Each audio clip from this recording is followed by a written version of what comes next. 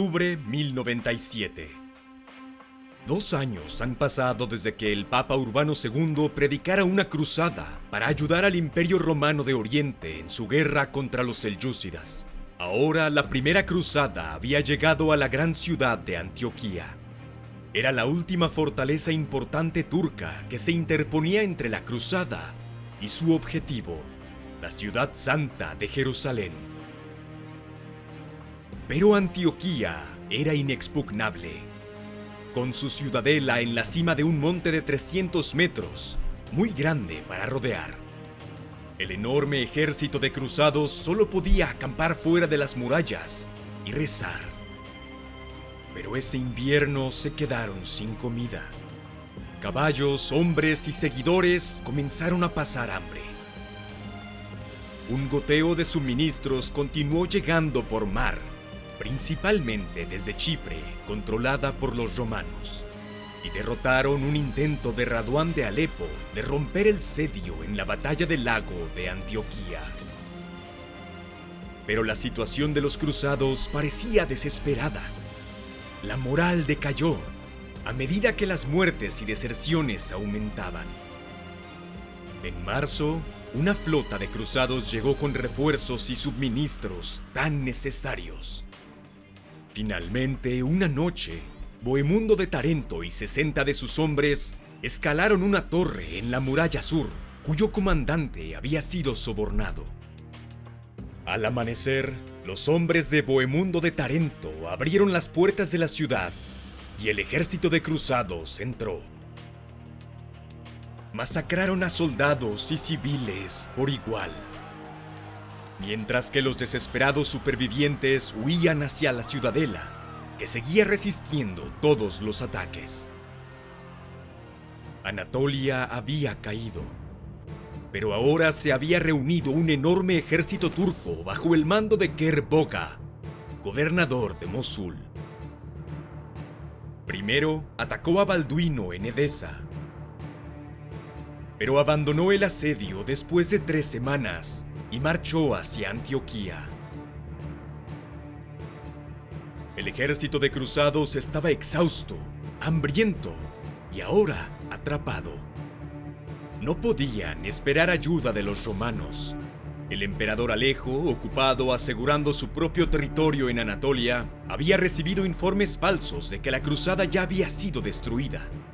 Temiendo un contraataque turco, se retiró a Constantinopla.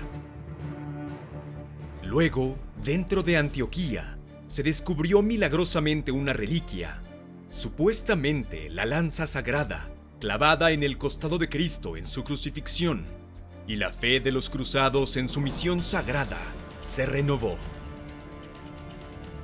Aunque en desventaja numérica, los cruzados decidieron enfrentarse al ejército musulmán fuera de la ciudad. Con esta apoteosis de fervor religioso, viendo visiones de santos y ángeles, cargaron contra el ejército musulmán, que dio la vuelta y huyó. Kerboga, acusando a sus comandantes de traición, tal vez con razón, prendió fuego a su campamento y se retiró. Los defensores musulmanes de la ciudadela, testigos de esta impresionante victoria, se rindieron rápidamente.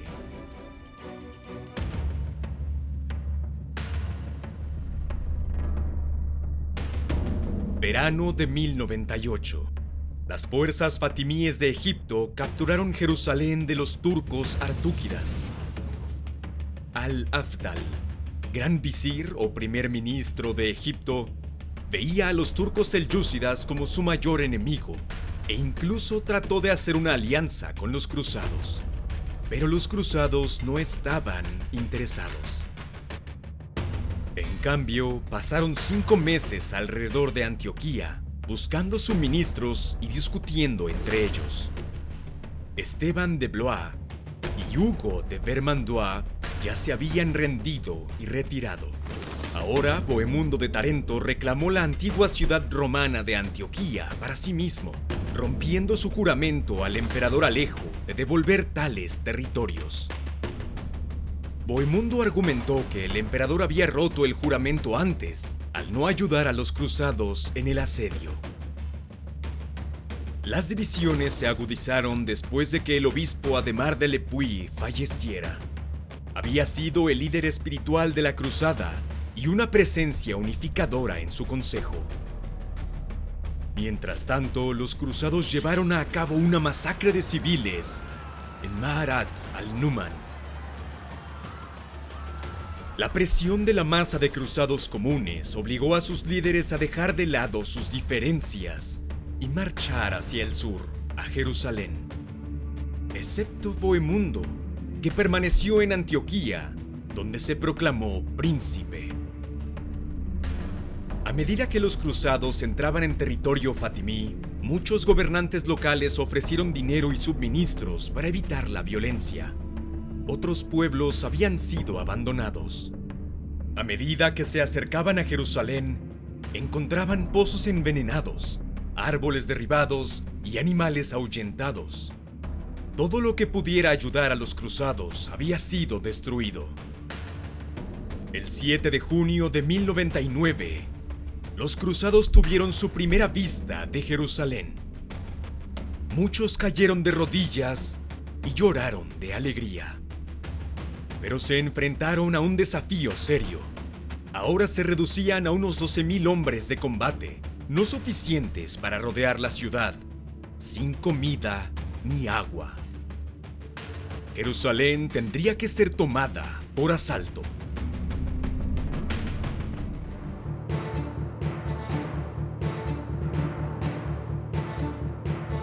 El paisaje árido significaba que los cruzados no tendrían madera para construir máquinas de asedio.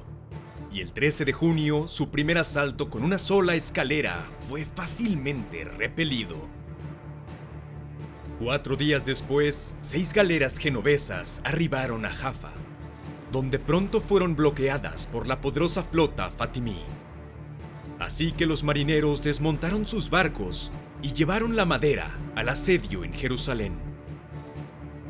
Los cruzados buscaron más madera en los alrededores, lo suficiente para construir 2 torres de asedio. Estas estructuras móviles se llevarían hasta la muralla exterior y permitirían asaltar directamente las almenas enemigas. Una torre estaba estacionada con las fuerzas de Raimundo de Tolosa en el suroeste. La otra estaba con las tropas de Godofredo de Bouillon al norte. El 8 de julio, buscando la ayuda de Dios en el inminente asalto, todos los cruzados caminaron en procesión alrededor de la ciudad, terminando con una misa en el Monte de los Olivos. En la noche, antes del ataque, Godofredo movió su torre de asedio a una sección menos defendida de las murallas de la ciudad.